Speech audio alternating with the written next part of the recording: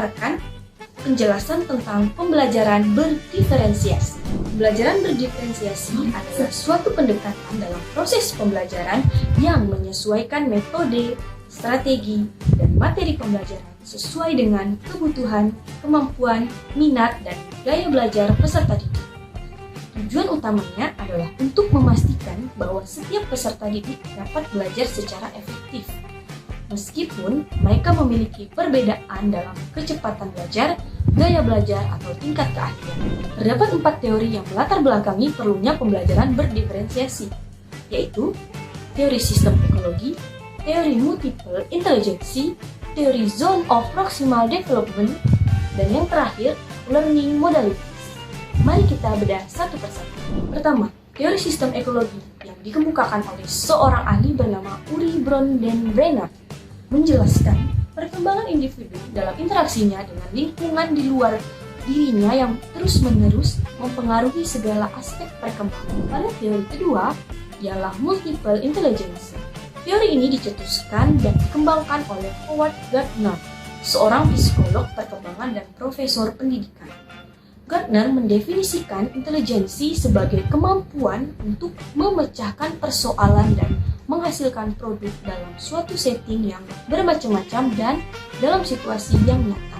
Teori ketiga, zone of proximal development, yaitu zona antara tingkat perkembangan aktual dan perkembangan potensial. Tingkat perkembangan aktual tampak dari kemampuan peserta didik menyelesaikan tugas-tugas secara mandiri. Sedangkan tingkat perkembangan potensial tampak dari kemampuan peserta didik menyelesaikan tugasnya atau memecahkan masalahnya dengan bantuan orang dewasa. Terakhir, teori learning modalities, biasa dikenal sebagai VAK atau visual, auditory, dan kinestik. Modalitas belajar visual adalah menerima informasi lebih mudah melalui gambar. Modalitas auditory adalah menerima informasi lebih mudah melalui mendengar.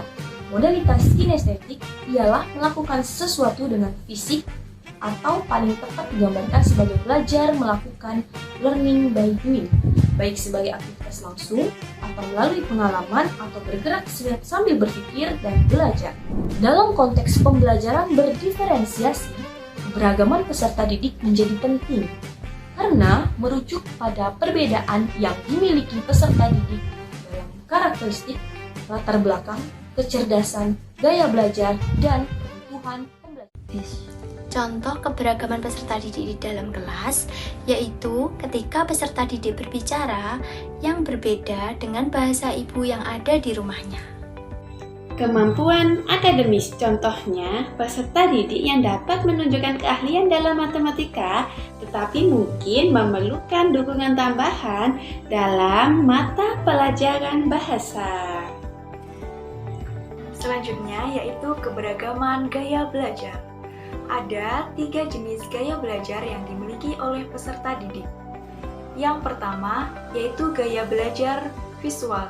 Peserta didik dengan gaya belajar visual lebih banyak memanfaatkan penglihatan untuk memahami suatu pembelajaran. Yang kedua, gaya belajar auditory. Peserta didik mengandalkan pendengaran dalam memahami dan mengingat informasi yang diberikan oleh guru. Yang ketiga, yaitu gaya belajar kinestetik. Peserta didik dengan gaya belajar kinestetik menyerap informasi dengan cara bergerak dan menyentuh sesuatu. Di sini saya akan memaparkan keberagaman dalam keterlibatan sosial. Contohnya yaitu ada peserta didik yang suka belajar secara mandiri, namun ada juga peserta didik yang lebih suka belajar secara berkelompok. Kemudian yang terakhir yaitu ada keberagaman dan kemampuan kreatif. Contohnya peserta didik yang memiliki bakat dan minat yang berbeda dalam seni musik, olahraga, ataupun bidang kreatif lainnya.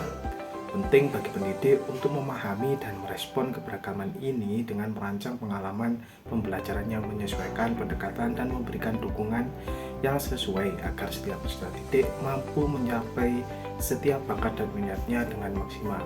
Sekian dari kelompok kami. Kurang lebihnya mohon maaf. Assalamualaikum warahmatullahi wabarakatuh.